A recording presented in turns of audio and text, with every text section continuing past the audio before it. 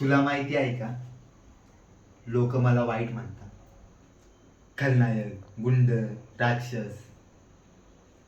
पण मला कोणी कधी विचारलं नाही का. मी वाईट नाही झालो, मला वाईट बनवलं गेलं. लहानपणापासून शिकवलं गेलं की गरीब माणसानं स्वप्न पाहणं गुन्हा आहे, आणि जर तो गुन्हा असेल तर मी तो पूर्ण ताकदीने करतो. तू काय केलं आयुष्यात? नियम पाळलेस. आणि मी काय केलं? नियम मोडले.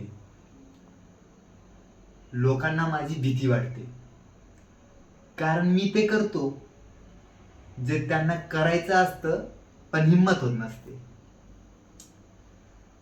आज जर मी खलनायक असेन तर लक्षात ठेव, हा खलनायक उद्याचा राजा होणार आहे.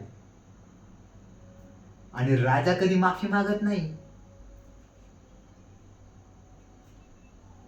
कर